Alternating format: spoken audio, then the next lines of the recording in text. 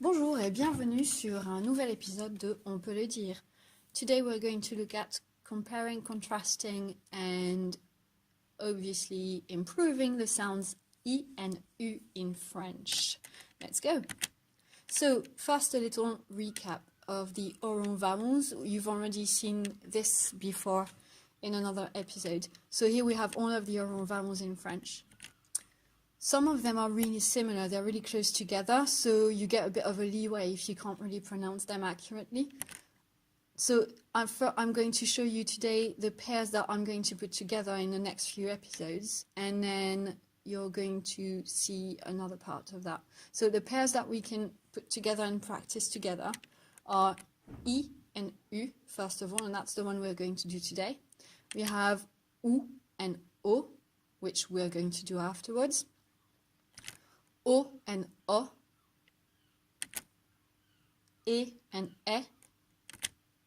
Then we have a trio or a pair. We have two. We have one trio and one pair, and they're quite similar, so they're really hard to differentiate, but it's not really essential. Often the chances are while you speak, the right one will come up more naturally because it is the easier one to say. So for that we have E, and then we have A and A, okay? So they might all sound like a jumble and they're all the same and it's confusing, but we'll take them pair by pair or trio at a time, and hopefully that will make your life a bit easier. So let's start today with I and U. So this is my good old diagram. I, as you can see, is in the top left, meaning your mouth is rather closed, and for I, what you need to do is have your lips stretched to the side, almost like you're smiling. That's why in English you say cheese when you take pictures. In French we say ouistiti, because then you have such a long I sound that it makes you look like you're smiling even if you're grumpy. So that's the whole point of it. So I, top left.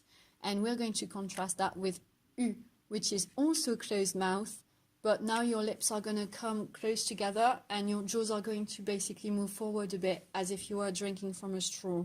U, U. So I, you stretch your mouth, and U, you basically try to produce the same sound, except you pretend you're drinking from a straw, and that should produce the sound U. So let's look at them in words. Lit, lit. I'm still going to pause every so often to let you practice and repeat after me. So lit, which means bed. Lu, lu, that means read, as in I read a book. It's also a brand of delicious French biscuits that are meant to be just for children.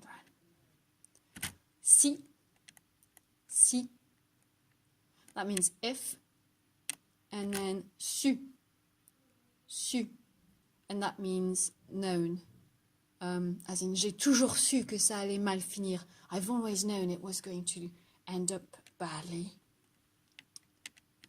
Dit, dit, which means either says or is saying or said, depending on context. Du, du, and that's some masculine, for example, du chocolat, some chocolate. Not that I'm hungry at all at the moment. J, j. On its own, that makes no sense. You would need a verb afterwards, so you could say j'y vais, I'm going there. J'y suis, I am there. So je, the J apostrophe is for I, and the Y, E sound is for there. So 5 letters in English, 1 in French. For once, we trump you. Haha. Jus, jus, and that's for juice, like du jus d'orange, orange juice. Okay? So we're going to practice these in 2 different ways. First, we're going to loop one and then loop the other, and that's to try and really get familiar with the feel of the sound I and the sound U in our mouth. So we're going to do them on a loop again and again and again until the I sound feels completely familiar. You know how it feels. You know what your mouth is doing, what your tongue is doing, what your jaws are doing, what your lips are doing. Then we loop U and do the same thing until you know exactly what it all feels like. And then we'll relay them. We'll go from one to the next to practice that transition. Okay, so let's start looping the E one. So we'll have E, Li, Si, Di, Ji. E, Li, Si, Di, Ji. And you join me when you're ready. E, Li, Si, Di, Ji.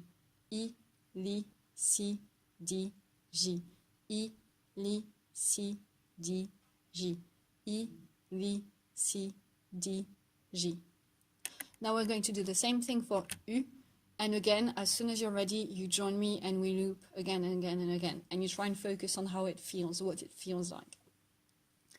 U, Lu, Su, Du, Ju.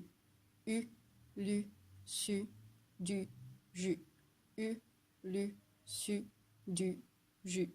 U, Lu, Su, Du, Ju. U, Lu, Su, Du, Ju. Okay, so that was looping. You could pause the video and do it again and again and again if that wasn't enough.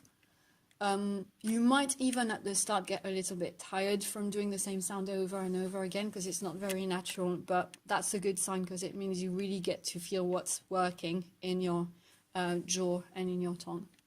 So let's now do it in a relay fashion. So we'll go from I to U. So I, U. Then we go under Li, Lu. Si, Su. Di, Du. Ji, Ju. And again from the top. I, U. Li, Lu. Si, Su. Di, Du. Ji, Ju. I, U. Li, Lu. Si, Su. Di, Du. Ji, Ju. And you could again repeat that over and over again until you feel like it's a breeze to do this. And that's it for today for E and U sounds. So I hope that helps. And also the cool thing is the U sound, you can recycle it in your German lessons. If you see a U with an umlaut, then that's the same sound as a French U. So if you sort out your U in French, you've got it sorted for German. So learn one, get two for it. How cool is that? That's it for today. Thank you for watching. See you next time.